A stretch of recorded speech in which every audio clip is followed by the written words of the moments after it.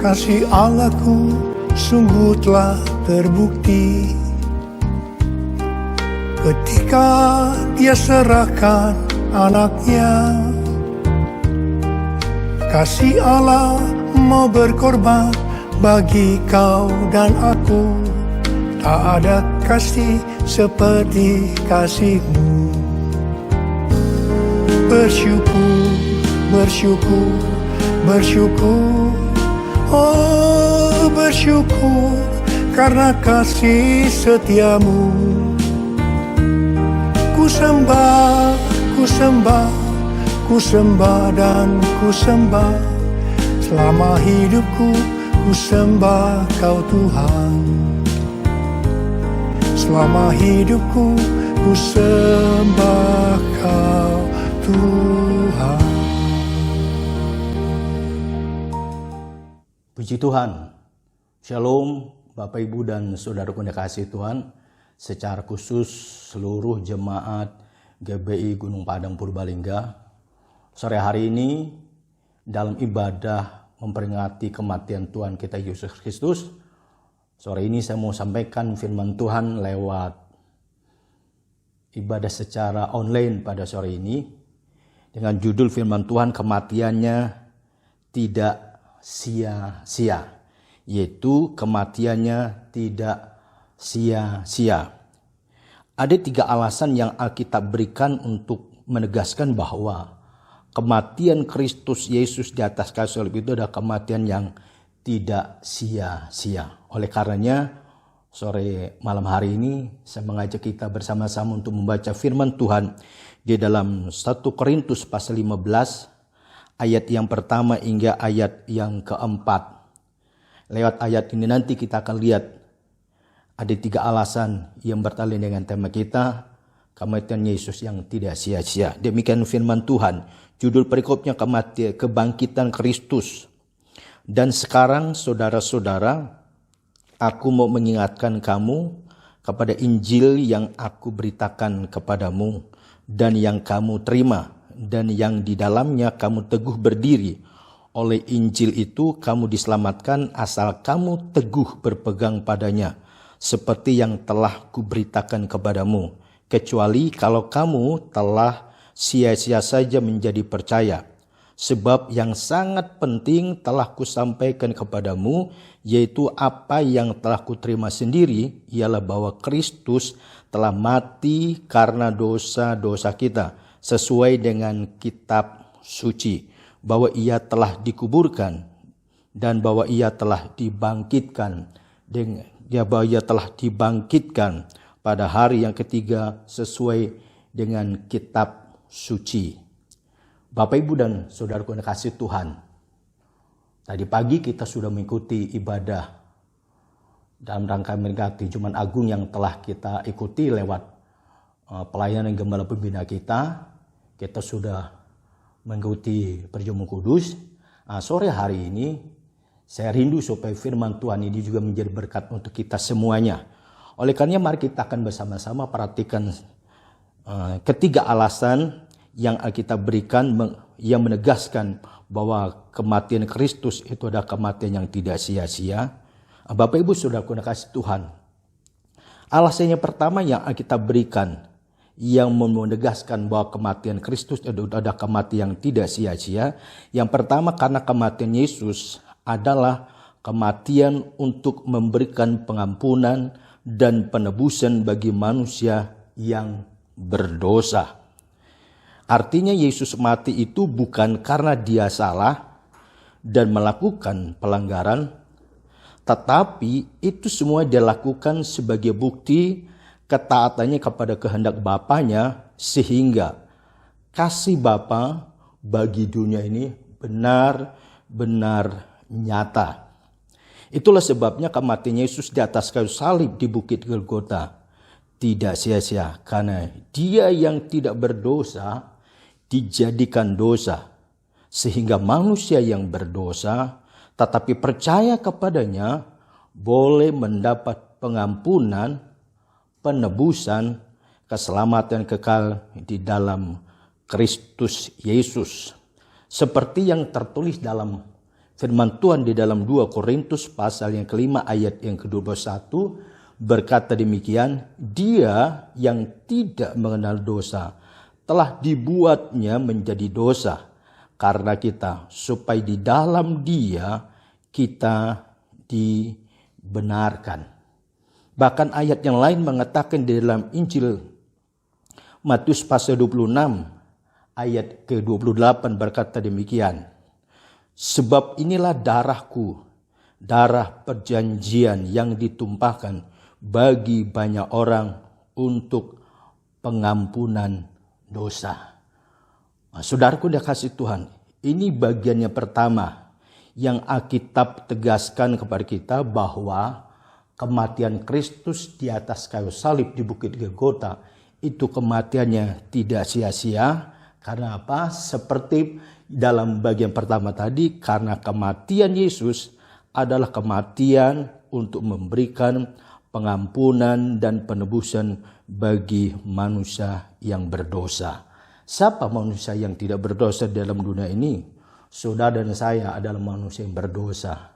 Akibat dosa itu adalah kematian, hukum yang kekal. Tapi kita bersyukur, dia yang tidak mengenal dosa dijadikan dosa. Untuk apa? Untuk menebus, mengampuni, dan menyelamatkan saudara dan saya. Oleh karenanya kita patut bersyukur karena Yesus yang tidak berdosa dijadikan dosa. Ketika ia mati, kematiannya tidak sia-sia. Karena apa? Karena membawa pengampunan dan penebusan serta keselamatan bagi kita sekalian. Ini Bapak Ibu dan saudaraku yang dikasihi Tuhan.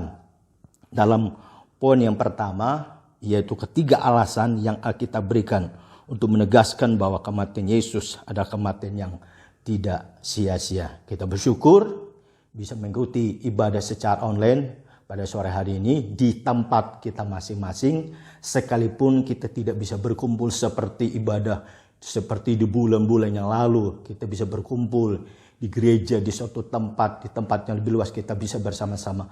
Tetapi sekalipun demikian, kita tidak bersama, tapi sore ini kita boleh mendengar pesan firman Tuhan ini. Saya rindu setiap kita mengikuti ibadah secara online di rumah kita masing-masing ini, kita boleh dikuatkan, diteguhkan melalui firman Tuhan sore ini.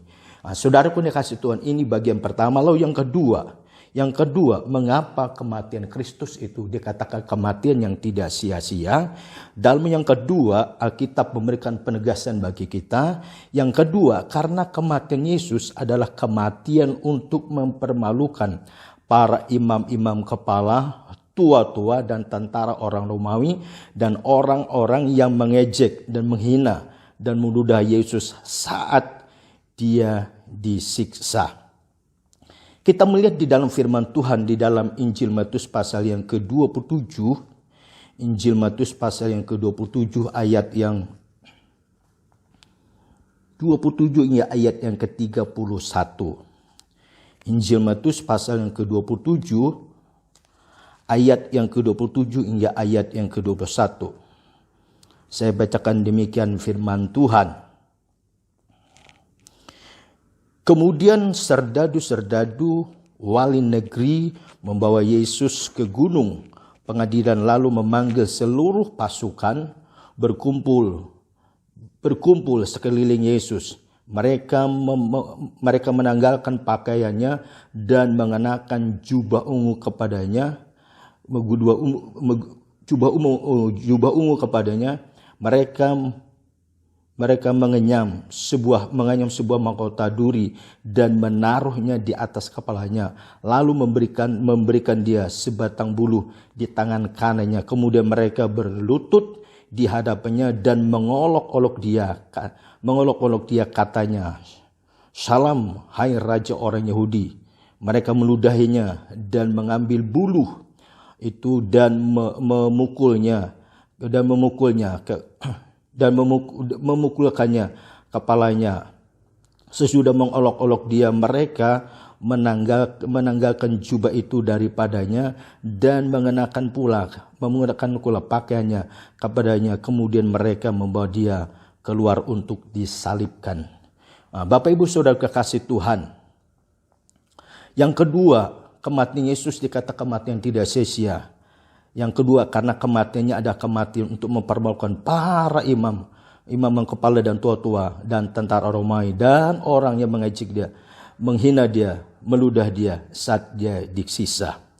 Sehingga waktu Yesus telah mati di atas kayu salib, Bapak, Ibu, dan Saudara kasih Tuhan, langit menjadi gelap gulita, terjadi gempa bumi, bukit batu terbelah, kubur-kubur terbuka, dan sebagainya. Sehingga orang yang menghina, mengolok-olok dia, meludah Yesus, mereka berkata, sungguh dia adalah anak Allah.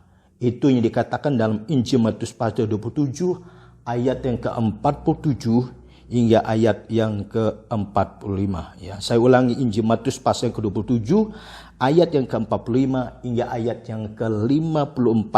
Ya, saudaraku yang kasih Tuhan, mereka dipermalukan. Ya, saudaraku yang kasih Tuhan, sekalipun Yesus pada waktu disiksa, mereka menghina, mereka mengolok-olok Yesus, bahkan meludah Yesus. Tapi ketika Yesus telah mati di atas kayu salib, terjadi gelap gulita, terjadi gempa bumi, bukit batu terbelah, kubur terbuka, dan sebagainya. Sehingga orang-orang menghina dia, yang telah mengolok dia, mereka tahu bahwa itu menunjukkan bahwa yang mati di atas salib itu adalah Yesus, benar-benar anak Allah. Lewat peristiwa itu, para imam-imam kepala, ahli Taurat, tentara Romawi, mereka dipermalukan. Oleh karena itu, saudara kasih Tuhan, lewat kematian Yesus di atas kayu salib, itu ternyata kematiannya bukanlah kematian yang sia-sia. Sebab lewat kematiannya di atas kayu salib, saudara dan saya yang berdosa diampuni, ditebus, dan diselamatkan. Yang kedua, lihat kematiannya di atas kayu salib. Kematian di atas salib. Setiap para imam-imam kepala, tua-tua dan tentara Romawi, dan orang yang mengejek dia dan mulia dia, mereka dipermalukan. Bapak, Ibu, Saudara dikasih Tuhan, itu bagian yang kedua. Kenapa kematian Yesus itu dikatakan kematiannya yang tidak sia-sia. Lalu yang ketiga, Bapak, Ibu, dan Saudara kasih Tuhan, kematian Yesus di atas kayu salib pada kematian yang tidak sia-sia. Yang ketiga, karena kematian Yesus adalah kematian untuk meneguhkan kebenaran firman Tuhan. Seperti yang kita baca tadi di dalam Korintus pasal yang ke-15, di dalam Korintus pasal 15 tadi yang sudah kita baca, Saudara kasih Tuhan. Jadi yang ketiga, kematian Yesus adalah kematian untuk meneguhkan kebenaran pada firman Tuhan. Artinya, kematian Yesus merupakan penggenapan daripada firman Tuhan.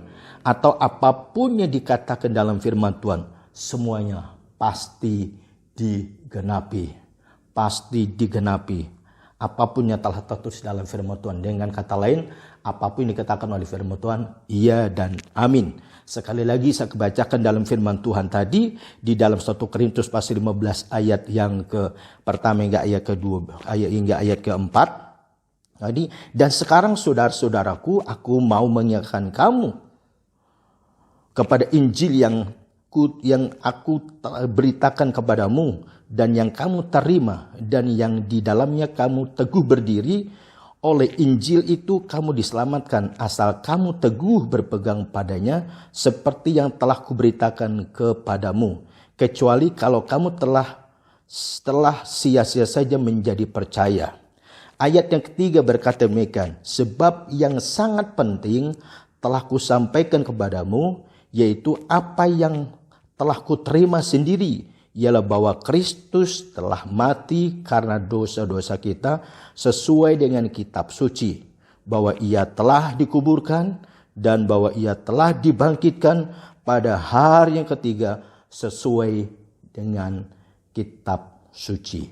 Jadi Bapak, Ibu, dan Saudaraku yang kasih Tuhan, sore malam hari ini dalam ibadah memperingati kematian Tuhan kita Yesus Kristus, seluruh jemaat GBI Gunung Padang yang boleh mendengarkan pesan firman Tuhan ini di rumah kita masing-masing, karena ibadah kita masih ibadah secara online, tidak bisa berkumpul karena kondisi seperti sekarang ini, tetapi kita bersyukur karena kita masih bisa bersama-sama mendengar firman Tuhan sore hari ini. Dan saya rindu supaya setiap kita yang telah mendengar firman Tuhan dalam ibadah secara online ini di rumah kita masing-masing, kita semuanya diteguhkan imannya bahwa kita tahu Yesus mati di atas kayu salib bukanlah kematian yang sia-sia, karena lewat kematiannya kita manusia yang berdosa boleh menerima pengampunan yang kekal di dalam Tuhan kita Yesus Kristus.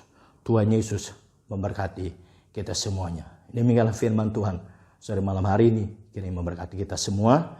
Mari kita akan bersama-sama mengucap syukur untuk firman Tuhan sore ini, agar firman Tuhan ini tidak kembali dengan sia-sia, tapi boleh memberkati kita sekalian. Bapa Surgawi, Bapa di dalam nama Tuhan Yesus, Bapa, hamba-Mu telah selesai berbicara untuk menyampaikan pesan firman-Mu dalam ibadah, dalam rangka kami memperingati kematian Tuhan Yesus Kristus di atas kayu salib 2000 tahun yang lalu. Engkau telah mati di atas kayu salib. Kami percaya kematian-Mu di atas kayu salib bukanlah kematian sia-sia, karena lewat kematian-Mu di atas kayu salib setiap kami manusia yang berdosa mendapat pengampunan yang kekal. Lihat kematian-Mu di atas kayu salib Tuhan. Ternyata itu merupakan cara Allah untuk mempermalukan para ahli-ahli Taurat, imam-imam kepala, dan antara orang Yahudi dan tentara Romawi. Sehingga ketika mereka tahu Yesus mati di atas kayu salib, terjadi gempa, terjadi gelap gulita. Sehingga mereka sini berkata, sungguh Dia ini adalah anak Allah. Bahkan kematian di atas kayu salib, sehingga kematian-Mu tidak sia-sia. Lihat kematian-Mu, ternyata itu meneguhkan kebenaran firman Tuhan. Kami percaya apa yang telah dikatakan oleh firman Tuhan, iya dan amin. Dan sore malam hari ini, setiap kami yang telah mengikuti ibadah secara online di rumah kami masing-masing, baik anak-anak sampai orang dewasa, tidak seorang boleh lewati, tapi semua boleh diberkati oleh Tuhan. Terpujilah nama-Mu di dalam nama Yesus Kristus. Kami sudah berdoa, jawab syukur untuk firman Tuhan sore malam hari ini. Mari Bapak Ibu dan Saudara kasih Tuhan, angkat tangan kita akan terima berkat daripada Tuhan. Terima kasih Tuhan Yesus, terima kasih. Saudaraku yang kekasih dalam Tuhan, mari kita angkat tangan kita bersama-sama. Kita akan terima berkat pada Tuhan. Tuhan memberkati engkau dan melindungi engkau. Tuhan menyinari engkau dengan wajah-Nya dan memberi engkau kasih karunia. Tuhan menghadapkan wajah kepadamu dan memberi engkau damai sejahtera. Saudaraku yang kekasih dalam Tuhan, Bapak Ibu yang mengikuti ibadah secara online di rumah masing-masing pada sore malam hari ini, terimalah berkat dari Allah Bapa, kasih sayang di dalam Tuhan kita Yesus Kristus, serta persekutuan yang kuat kuasa Roh Kudus menyertai kita sekalian mulai saat ini sampai Maranatha. Terimalah berkat pada Tuhan dan percayalah berkat kemenangan, pertolongan mujizat Tuhan nyata bagi kita semuanya. Haleluya. Amin.